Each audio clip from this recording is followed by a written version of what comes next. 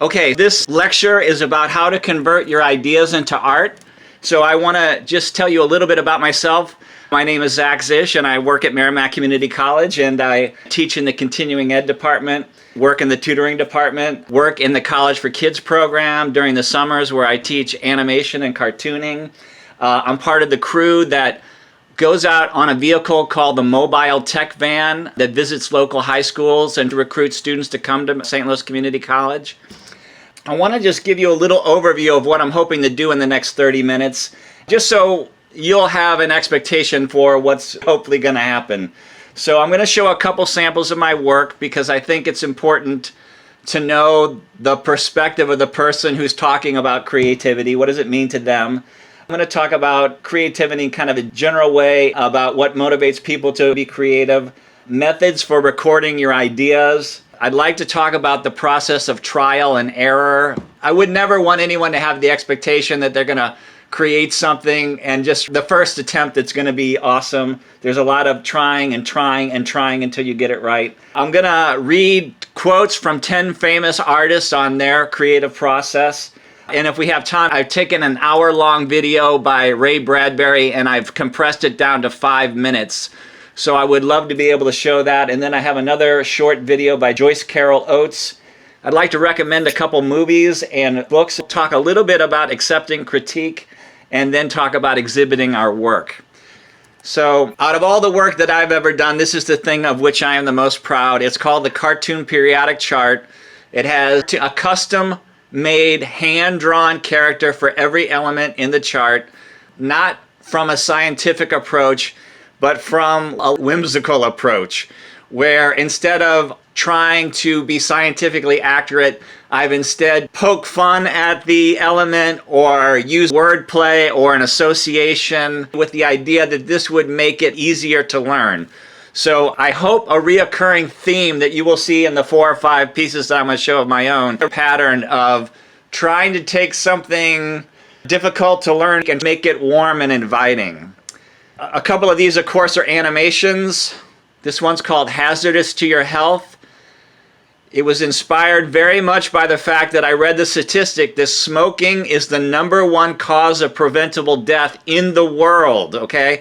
So I'm like, you mean this is something that we could stop? So this is my small one man's effort to try to discourage people from smoking. This is called the Evolution Flipbook. The idea here, 4 billion years of life on Earth in 4 seconds.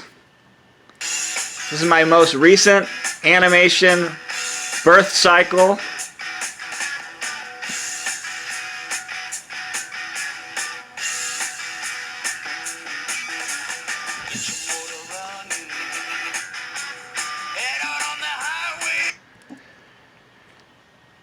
And then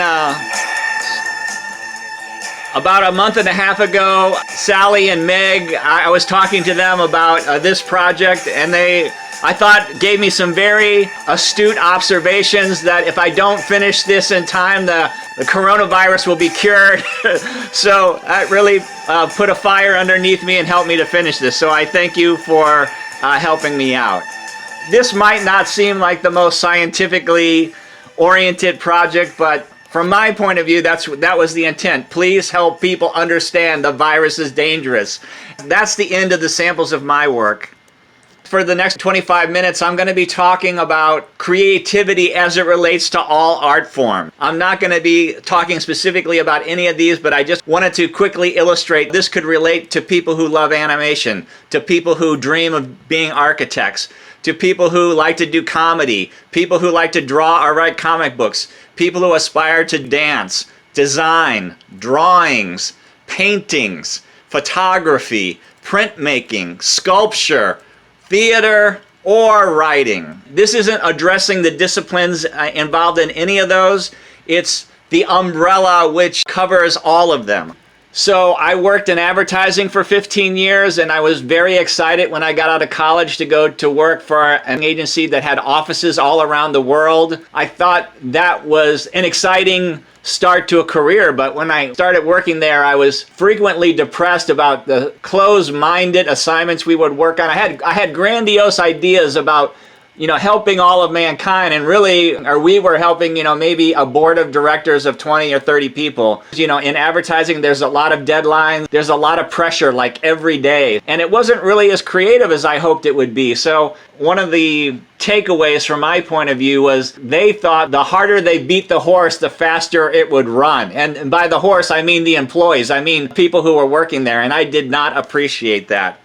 Because I've always thought about art is like a tree or a plant. You put it in the ground and you nurture it and you give it what it needs to grow. And you understand that if you neglect it, if you mistreat it, if you're disrespectful or mean to it, you're not going to get the result that you're hoping for. As an artist, I like to think about nurturing, not beating. Another thing I didn't appreciate about corporate art was I would just spend my entire day, and that could be a 12-hour day or a 24-hour day or a 36-hour day, because you can never go home when you're fighting a deadline. I would just be behind a computer all day, and there was really no opportunity to have a personality, which I thought, again, that's not how I want to live my life. So I wanted to put in a plug for this man. This is Mike Swoboda, who teaches at Meramec, and when I took his class one semester, I was like, this guy brings his personality to work. For this guy, teaching is a form of self-expression. That's amazing. I want to be like this guy. So when it comes to thinking about creativity, I think the great balancing act that a lot of artists struggle with is between the dreams of bringing art into the world, of imagining what you can make, and the discipline of actually sitting down and trying to create it or write it or whatever. I thought this was a funny meme, and I think it's very reflective. When you're in the dream mode, it's very easy to imagine all the great things you can do. But when you sit down at your drafting table and you actually try to conjure them into the world, it can sometimes be very frustrating. I think the good news is I see the brain as an idea-generating machine. Whether you're paying attention to it or not, in your mind and in your heart, you have an impulse to create. The important thing, though, is when you have the idea, you need to be receptive to it. You need to see it as a thing of value. If it's the right idea that you choose to capture and try to develop. I also think it's important to, beyond just having the impulse to create, know what at your core you're trying to express. Hopefully, obviously, I like to deal with subject matter of science because nobody could convince me that science is not important. Sometimes, I like to do a lighthearted, maybe not as serious subject, but I like to put the emphasis of my work illustrating concepts that relate to education and science. I am a huge fan of the 20th century philosopher and architect R. Buckminster Fuller, and this is my favorite book by him. He's always saying things like, it is absolutely essential that we as a culture, as a species, understand science. We respect science. We develop science as a means of saving ourselves. He says it much more eloquently than I do. Another thing that I think about is that both of my parents died before they were able to retire. They didn't die when I was a little child, but they died before they would have been able to see their grandchildren. So one thing that I think about a lot when I'm working is, if there's anything that you wanted to say, now is the time to say it. It's not something that you want to put off. I realize that, a lot of people will have full-time jobs, and it will be hard to find the time to create. And I think about when I worked in advertising, I would say an average week in advertising is about a 60-hour work week. And, we would work late almost every night, and we would sometimes work on Saturdays, but we very rarely had to work on Sundays. I was thankful for that. So back in the times when I was working, 60 hours a week, my time to make art was Sunday afternoon and evening, okay? So I would make sure that I wasn't doing anything during that time so that I could devote that time to my own art. And eventually I got sick of that and wanted to devote more time to it. But for those years, that was my sanctuary time, and I didn't let anything interfere with that. I always want people to know that being an artist is not like being an auto mechanic. And what I mean by that is, when I go to my auto mechanic, I say, okay, what's the problem? And how much is it going to cost? And how much time is it going to take? And I feel like those are logical questions to ask an auto mechanic. But when it comes to my art, a lot of times if somebody would ask me what I'm working on, I'd be like, I don't know what it is.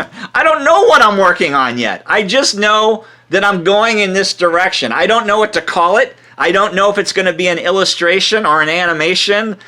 Maybe it's going to be a piece of graphic design. So sometimes, especially towards the beginning of a project, I just start working on it even though I can't define it. Or there maybe I would define it one way today and a different way 6 months from now. I remember from when I was a teenager, there was something called punk rock. More recently, I've learned that there's actually a punk rock philosophy, and I love this philosophy. This is for people who want to get involved in some artistic pursuit, but don't know how. You know, I think there could be one school of thought where you'd be like, okay, well, if I want to play in a band, I'll have to get a bachelor's degree, and then I'll have to go on to get a master's degree, and then I'll have to get my PhD, and then I can be in a band. Or you can be a punk and just go on stage tonight. And even though you're not going to be very good, you will have at least expressed yourself. And I really admire that thinking. It's not the exact route I took, but I see value in that. I put a lot of importance in writing down your ideas, okay? Earlier I was saying that the brain is an idea-generating machine. But if you don't write your ideas down, they will evaporate. They'll go into the ether and you'll never get them back.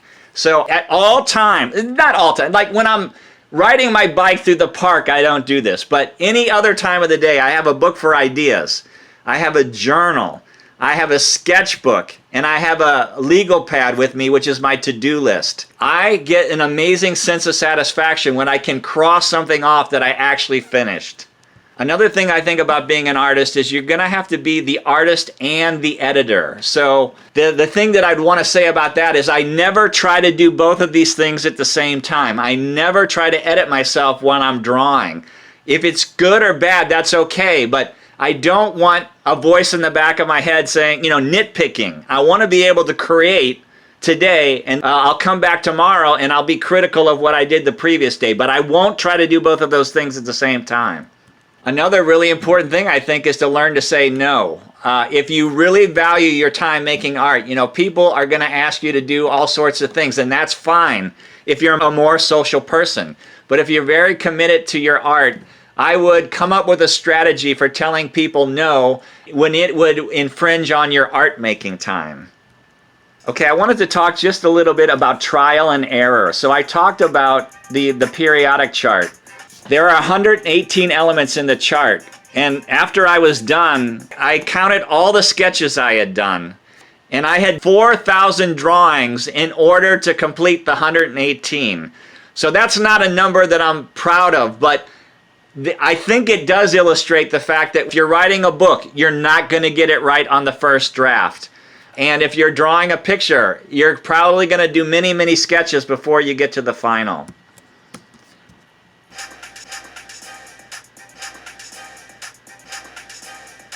So I wanted to do just a little animation. I wanted people to know how much work went into just one drawing. I wanted to spend part of my lecture just reading quotes from famous people about the creative process. This is kind of simplistic, but I love it. And it just, to me, it brings home the truth that everybody is a unique individual and only you can create art from your own point of view. So it's from Dr. Seuss. It says, "Today you are you, that is truer than true. There was no one alive who is youer than you." Okay? So Buckminster Fuller was the inventor who came up with the geodesic dome, and I love his book, Critical Path. And a big part of his philosophy is that people, if given the time, will start doing the important things that need to be done in the world so that we can all live in something close to a utopia. So he asks, what do I see needs to be done that nobody else is attending to? Okay, this is Joyce Carol Oates. Novels begin not on the page, but in meditation and daydreaming, in thinking, not writing.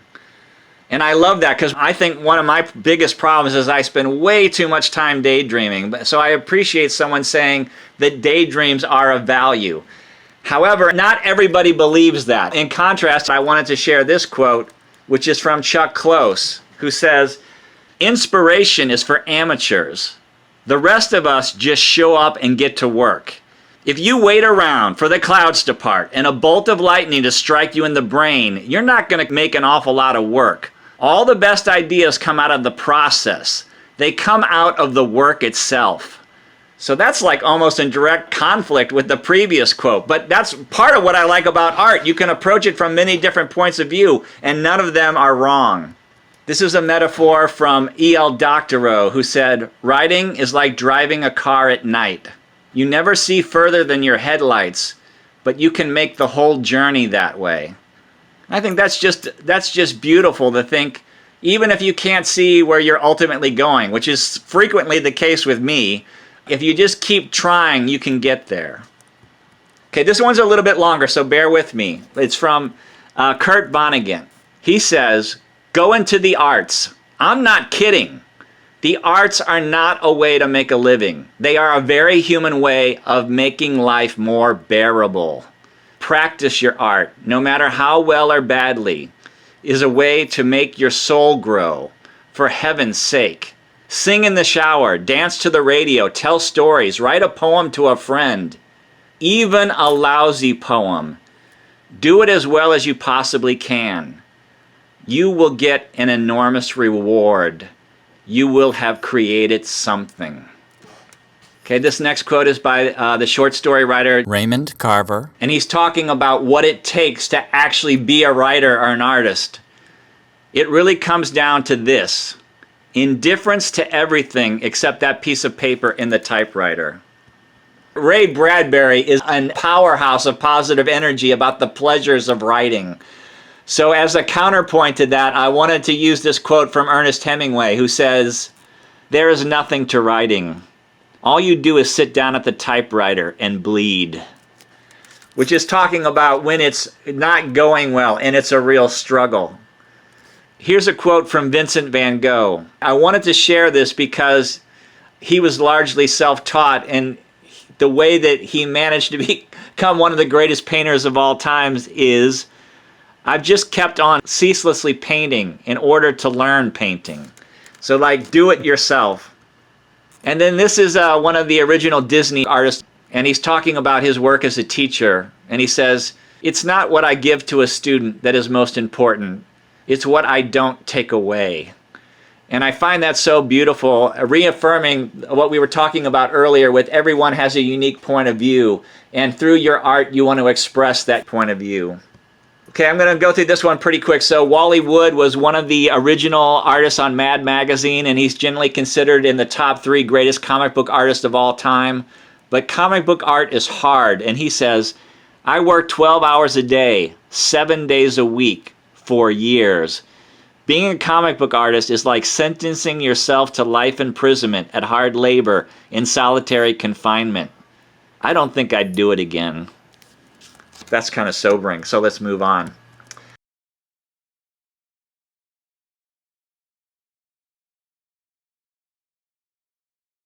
The main thing I want to start with tonight is to get you to writing more short stories. And then you'll be in training, and you'll learn to compact things. You'll learn to look for ideas. And the psychological thing here is that every week you'll be happy. Huh? At the end of a week, you will have done something. But in a novel, you don't know where the hell you're going, huh? At the end of a week, you don't feel all that good, huh?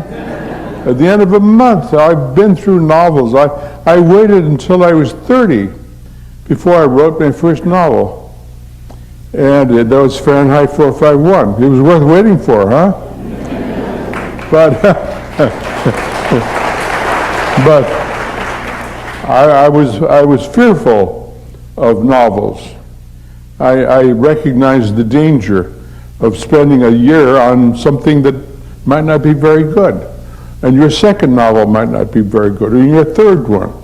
But in the meantime, you could write 52 or 104 short stories. And you're learning your craft. That's the important thing. What you've got to do from this night forward is stuff your head with more different things from various fields. hygienically speaking. I'll give you a program to follow every night, very simple program. For the next 1,000 nights, before you go to bed every night, read one short story. That'll take you 10 minutes, 15 minutes, okay? Then read one poem a night from the vast history of poetry, but one poem a night, one short story a night, one essay a night for the next 1,000 nights. That's why I want you to read essays in every field, on politics, analyzing literature, pick your own. But that means that every night then, before you go to bed, you're stuffing your head with one short story, one poem, and one essay. At the end of 1,000 nights, Jesus God, you'll be full of stuff, won't you, huh? You'll be full of ideas and metaphors, along with your perceptions of life and your own personal experiences, which you put away, and what you see in your friends and your relatives. So you want all these things to go in, and the more metaphors you can cram yourself with, they'll bounce around inside your head and make new metaphors. That's why you're doing this. But you've got to be able to recognize one when you see one. So hygienically speaking, you've got two things to do. Write a hell of a lot of short stories, and then every night do these three things with the short story, the poem, and the essay. And you're well on your way to being more creative, huh? The next thing is get rid of those friends of yours who make fun of you and don't believe in you. And when you leave here tonight, go home, make a phone call, and fire them, huh? Anyone doesn't believe in you and your future, to hell with them. Huh? I've had my fill of that. I had people I thought were my friends, but secretly they thought I was a nerd, yeah, because I wanted to be a writer. I sold newspapers on a street corner from the time I was 19 till I was 21. I made $10 a week. This is back in 1939, 1940, 41. People came by my corner and said, "What are you doing here?" I said, "Becoming a writer." They said, "You don't look like one." I said, "Yeah, but I feel like one." Huh? I want your loves to be multiple. I don't want you to be a snob about anything. Anything you love, you do it. It's got to be with a great sense of fun. Writing is not a serious business. It's a joy and a celebration. You should be having fun at it. Now, while I'm thinking of it, people are always saying, well, what do we do about a sudden blockage in your writing and you don't know what to do about it? Well, it's obvious you're doing the wrong thing, aren't you? You're in the middle of writing something, you go blank, and your mind says, no, that's it, huh? Okay, you're being warned, aren't you? Your subconscious is saying, I don't like you anymore. You're writing about things I don't give a damn for. Over the years, I've been offered various screenplays by famous directors. But my subconscious knows exactly what I can do and what I can't do. I turned down $200,000 worth of screenplays because I knew if I took the money, it would destroy me. Huh? I wouldn't do a good job. I'd get a bad reputation.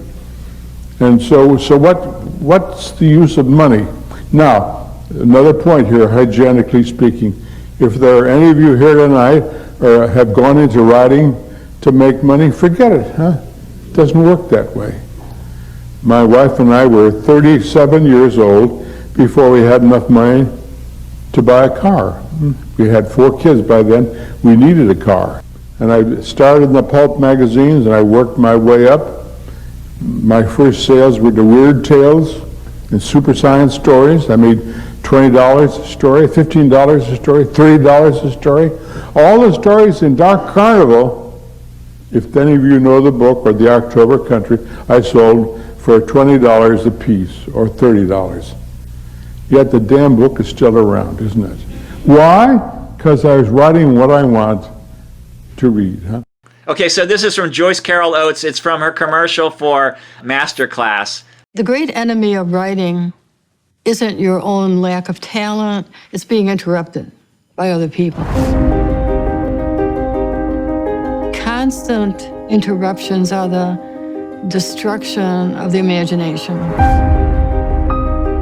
In this class, you're going to be exploring your own imagination deep within you, and we're going to begin with shorter forms, because short stories, short monologues, poetry, things that you can finish and show other people, that's very satisfying and necessary for a writer. What we all need is the satisfaction of this little uplift that we get psychologically from finishing something. I've always felt that art is the highest expression of the human spirit. Art is the way that we communicate with one another. So if anyone who's listening to me feels that he or she is a writer, you probably are.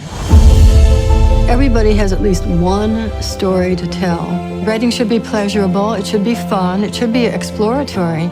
You should be writing about things that surprise you. I think that is the instinct for all kinds of art. All you need to do, really, is to take that instinct and transform it into a craft.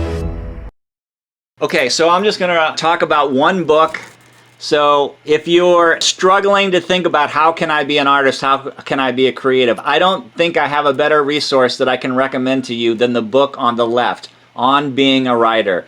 It's interviews with like 20 famous writers. They talk about how they balance their day job with their writing. They talked about how they got started as a writer. It's really an amazing resource. Okay, I'll wrap up now. So when I finish a piece of art, I know that it's done when I start uploading it to social media. So if it's an animation, I'll upload it to YouTube or Vimeo. If it's illustration or a video, I'll upload that to Behance, Instagram, Facebook, Pinterest, maybe LinkedIn, and maybe Film Freeway. So just in my mind, you know, when you're done with the process, you want to expose it to an audience. And I'm very happy with doing that online as opposed to trying to find representation in a gallery or something. So that would be the last step in my lecture on the creative process. Wow, thank you, Zach. You're welcome. Thank you. That was so inspiring. I really like the message to just do. Yes. And not hesitate or let anything scare you. Does anybody else have any reaction or comments? Yeah, I thought that was great. You know, for a quick preview of art and hearing a little bit about your background. You know, got some good ideas from you. You know, it's like just don't give up on your art. As busy as life gets, as busy as we get, it's like find time for it. You know, and you're right. You know, it's yeah. I actually took quite a bit of notes. Wow, thank you. Lecture. I appreciate your time, and I'll take the time to review this again later tonight. I'm sure, if not tomorrow morning after I get rest. So. I'm sure I'll see you around. Yeah. And thanks. Well, thank you very much. I appreciate you being here. I appreciate everyone listening. Thank you. I liked the Jules Engel quote. Oh, yeah. Do you know Jules? No, I just remembered the name. Okay, well, I'll just say real quick. So Jules Engel is one of the artists who worked on Fantasia and Bambi, and then he went on to form his own studio. But I'm deeply touched you remember that. Thank you. Zach very kindly gave me the flip book of his birth cycle. Then he made it as animation right first and then made it into a flip book? Yes, that's right. But every semester I show that to the A&P students. Wow. I'm not really sure how well it comes across me flipping it in front of the computer camera, but they loved it in person, and it's amazing. I am deeply touched to hear that, and I thank you for sharing that. Thank you. Well, thank you for sharing your talent with me and allowing me to share it with other people. I love hearing that. Thank you. I also liked the periodic table. Thank you. So if anybody wants to see the periodic table, it's on a website called cocobee.com, COCOBEE. It's on like a poster and on T-shirts and stuff, you know, if you want to see it beyond what I just showed you. All right, thank you. Thank you very much.